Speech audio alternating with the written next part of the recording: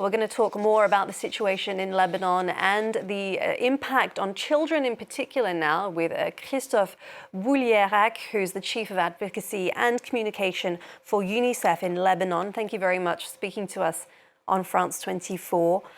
I'd like to start by telling us more about the kinds of things that your teams are witnessing on the ground. Yes, good morning. Well, once again, children in Lebanon are paying the highest price for this violence, for this escalation. So what do we see? We see, unfortunately, military strikes, which continue across the country, even while I'm speaking to you. And children are being killed and injured since last Monday at a truly horrifying rate. We just got a recent assessment from the Ministry of Public Health. Over the past week, that means since last Monday, in average, children have been killed every day, and 36 injured since what week? So it's unbelievable, and we see people displaced. There are now more than 500,000 people displaced. Out of them, probably 200,000 children, based on our assessment. Some of them, as your images show, arrived. I saw them personally arriving in the night, children in trucks and having to sleep in the streets for the first night. Later on, they found some either some space within one of the 500 shelters that have been opening here, or most of them found some place in very crowded houses of host communities. So again, we see children who had to flee their home in panic, in hurry. Some of them didn't take any items, any book, any toy with them. And we are extremely worrying, particularly for their psychosocial mental health. And so what are the biggest needs on the ground? I mean, you mentioned shelter. Obviously, the government or the government-run shelters are packed. What about food or medical supplies? Right. So yes, we were on the ground to support the authorities and with other partners, and we are not alone from day one, really to provide what they needed first, to keep a kind of dignity when they arrive to shelters, which is blankets, which is water, hygiene kits, and we distributed that, and we keep distributing it. But now we really focus on three priorities. You mentioned health. We have activated our mobile clinic. These clinics allow to reach children and families where they are among host communities or in the shelters.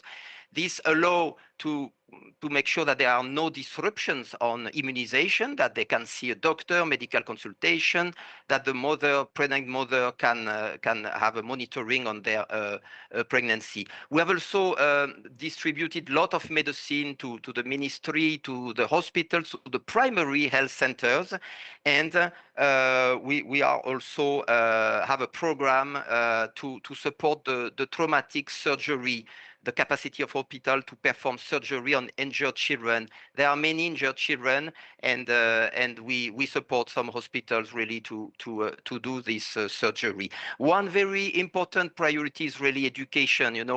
Many of these 500 shelters, unfortunately, are school. We advocate for opening school to make sure that there is in-person teaching and learning. However, it's very difficult now. And we support the authorities to develop national digital online platforms that will allow children to access to their class, to access to the courses, and even with their parents. There is a national hotline, tutoring hotline. They can call qualified teachers when they need to do their homework. And also we support the ministry to make sure that the children and the teachers have access to this online national online platform, but also to Microsoft Teams without any charge. And finally, wash is very important. Water sanitation, it's very important that there are no problem of water, because when there is no safe water, there is always a risk of disease. And you mentioned earlier the mental health consequences for children in all of this. What can you tell us about that, especially given the fact that this isn't the first time that this has happened recently in Lebanon? Yes, that's exactly the point.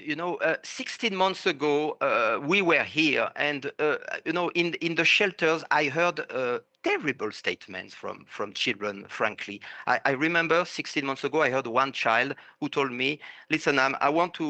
They internalize the idea of death, and they say, I want to wear a bracelet with my name, because if I'm killed, I want my children, my parents to identify me."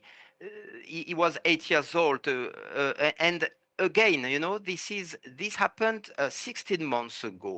This has left deep, very deep scars, psychological and emotional scars, and children didn't have time to heal. They were exposed to the high level of anxiety, of stress, because we hear constant explosions. They hear explosions. They have family members who were killed. They had to flee their home. It's very destabilizing for children to flee their home, their room. They are now in shelters for some of them. And can you imagine? It happens again. So this accumulation of psychological and emotional scars is extremely worrying. I have no hesitation to say that childhood in Lebanon is just not okay now. It's very worrying, and we have started, of course, psychosocial sessions. We distribute recreational kits, because when children are in emergency, they need to play, they need to express their emotions, and they need to study, because study is not only about education, it provides them with a normalcy. So all these terrible testimonies that we heard 60 months ago, we start hearing them. I was 2 days ago with a PSU, a mobile clinic with children, and I spoke to the nurse. First, she was extremely stressed for her safety, for the safety of her baby. But she told me that, the children that are coming to the clinic, mobile clinic, some of them could not eat because they are shocked, and this is a very worrying accumulation. Indeed, Christophe Boulierac, thank you very much for giving us a better idea of the situation on the ground there in Lebanon for the children.